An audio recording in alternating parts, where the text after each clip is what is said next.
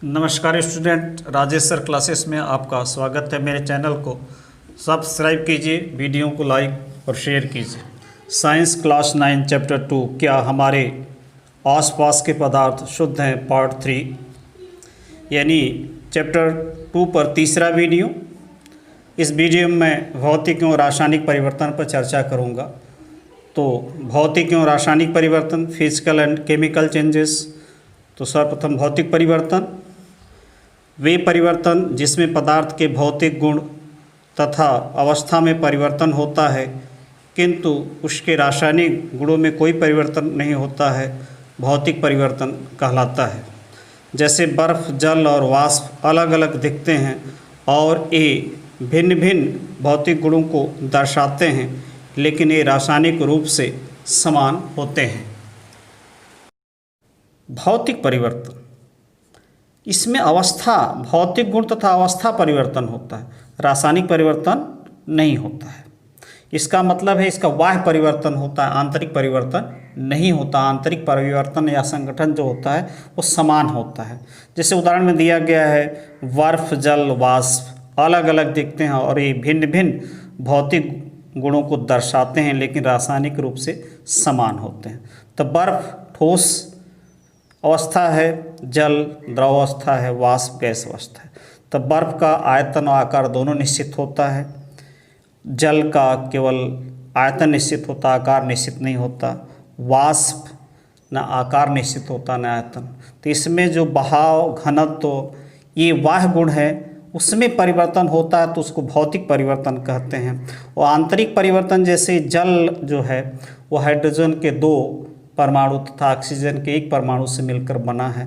तो ये बर्फ, जल, वाष्प तीनों अवस्थाओं में उसका जो संगठन है H2O, जो संगठन है H2O वो समान रहता है, उसमें कोई परिवर्तन नहीं होता। तो ये इस प्रकार का जो परिवर्तन होगा उसे हम भौतिक परिवर्तन कहते हैं।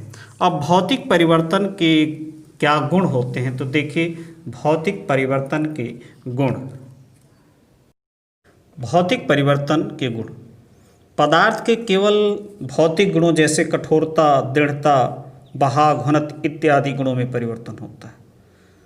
ये पहला इसका गुण है, पदार्थ के केवल भौतिक गुणों जैसे कठोरता, दृढ़ता, बहाव, घनत्व इत्यादि में परिवर्तन होता है। जैसे यहाँ उदाहरण लिया गया है बर्फ, जल और वाष्प। तो इसमें क्या है, दृढ़ता, बहाव, घनत्व, कठोरता ही में परिवर्तन हो रहा है और उसका जो रासायनिक गुण है उसमें कोई परिवर्तन नहीं हो रहा है। परिवर्तन का कारण हटाने पर पुनः प्रारंभिक पदार्थ प्राप्त होता है। यदि परिवर्तन का कारण हटा लेंगे तो पुनः हमें प्रारंभिक पदार्थ प्राप्त हो जाएगा। जैसे यदि जल को ठंडा किया जाए तो बर्फ़ हमें मिलेगा, जल को ठंडा किया जाए तो हमें क्या मिलेगा, बर्फ़ मिलेगा। और इसको पुनः क्या किया जाए, गर्म किया जाए तो जल मिलेगा। तो जो उसका कारण है हटा लेंगे तो पुनः हमें प्रारंभिक पदार्थ प्राप्त हो जाएंगे। यह परिवर्तन अस्थायी होता है। यह परिवर्तन क्या होता है, अस्थायी होता है। नए पदार्थ का निर्माण नहीं होता है। इसमें क्या होता है, भौतिक परिवर्तन में क्या होता है, नए पदार्थ का निर्माण नहीं होता है। तो अब देखिए रासायनिक परिवर्तन। तो रासायनिक परिवर्तन क्या होता है, तो ये है रासायनिक परिवर्तन। वे परिवर्तन जिसमें पदार्थ के रासायनिक गुणों तथा संगठन में परिवर्तन होता है और नया पदार्थ बनता है, रासायनिक परिवर्तन कहलाता है।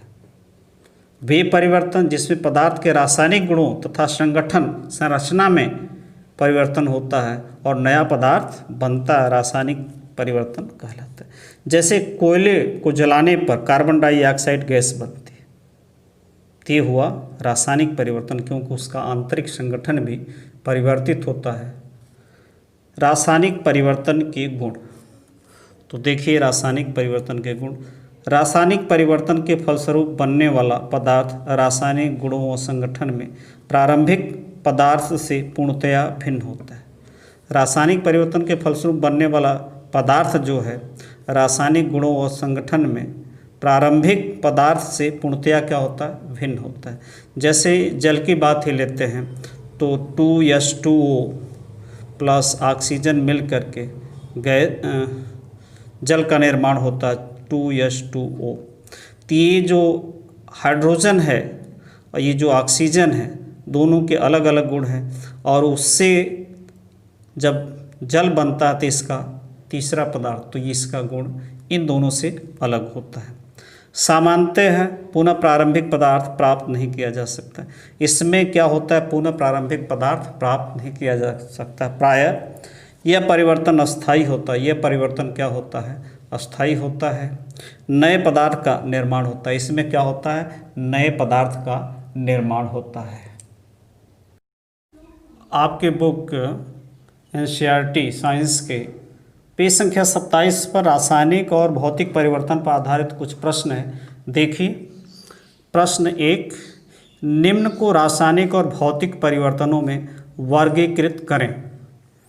पेड़ों को काटना, मक्खन का एक बर्तन में पिघलना, अलमारी में जंग लगना, जल का उबलकर वाष्प बनना, विद्युत तरंग का जल में प्रवाहित होना तथा उसका हाइड्रोजन और ऑक्सीजन गैसों में विघटित होना, जल में साधारण नमक का घुलना, फलों से सलाद बनाना, लकड़ी और कागज़ का जलना। ये प्रश्न है। अब हमें इसमें ये पता लगाना है कौन सा रासायनिक परिवर्तन है और कौन सा भौतिक परिवर्तन। तो पेड़ों का कटना, पेड़ों का कटना क्या है, भौतिक परिवर्तन है। क्या है, भौतिक परिवर्तन है। पेड़ को काटेंगे तो वो भौतिक परिवर्तन ही होगा, उसके आंतरिक संरचना में कोई परिवर्तन होगा। मक्खन का एक बर्तन में पिघलना, यदि मक्खन को एक बर्तन में पिघला रहे हैं तो ये भी क्या है, भौतिक परिवर्तन ही है। ये भी क्या है, एक भौतिक परिवर्तन है, भौतिक परिवर्तन, क्योंकि उसके रासायनिक संगठन में कोई परिवर्तन नहीं, वो पिघल रहा है, केवल मतलब ठोस अवस्था से द्रव अवस्था में आ रहा है। अलमारी में जंग लगना, ये रासायनिक परिवर्तन है। अलमारी में जंग लगना क्या है, रासायनिक परिवर्तन होता है, रासायनिक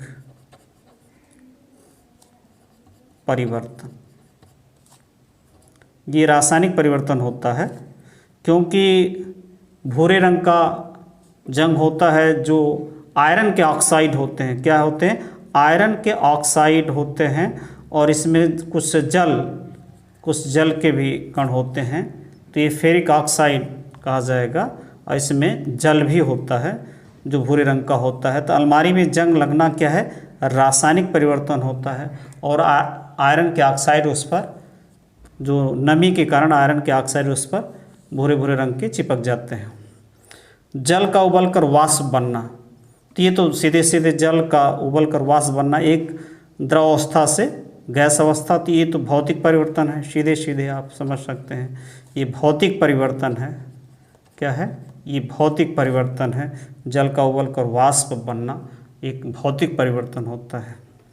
अब अगला है विद्युत तरंग का जल में प्रवाहित होना तथा उसका हाइड्रोजन और ऑक्सीजन गैसों में विघटित होना। विद्युत तरंग का जल में प्रवाहित होना, जब हम उसको जल में, विद्युत तरंगों को जल में प्रवाहित करते हैं तो हाइड्रोजन और ऑक्सीजन गैसों में विघटित हो जाता है। तो ये हुआ, ये क्या होगा, ये हुआ क्योंकि जब हमें इसमें विद्युत तरंगें प्रवाहित करेंगे तो जल क्या होगा, ये H2O और ऑक्सीजन में विघटित हो जाएगा, और ये क्या होता है, रासायनिक परिवर्तन। ये होगा रासायनिक परिवर्तन, रासायनिक परिवर्तन, ये हुआ रासायनिक परिवर्तन। अब अगला है जल में साधारण नमक का घुलना। जल में साधारण नमक का घुलना, तो नमक का सूत्र सोडियम क्लोराइड, इसको हम जल में घोलेंगे तो ये छोटे छोटे टुकड़ों में उसमें घुल जाएगा, और ये जल में नमक का घुलना क्या है, भौतिक परिवर्तन है। क्या है, भौतिक परिवर्तन है। ये क्या है, एक भौतिक परिवर्तन है।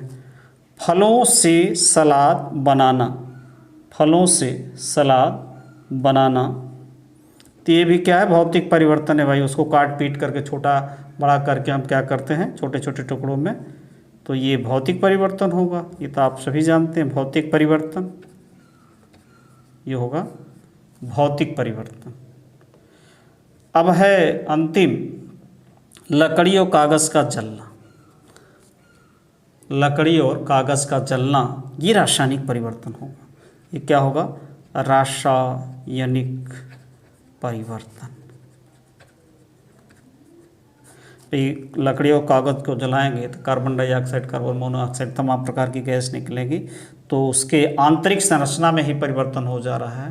तो ये हुए रासायनिक परिवर्तन। यानी पेड़ों का कटना भौतिक परिवर्तन, मक्खन का बर्तन में पिघलना भौतिक परिवर्तन, अलमारी में जंग लगना रासायनिक परिवर्तन, जल का उबल कर वाष्प बनना भौतिक परिवर्तन, विद्युत तरंग जल में प्रवाहित होना तथा उसका हाइड्रोजन और ऑक्सीजन गैसों में विघटित होना रासायनिक परिवर्तन होगा।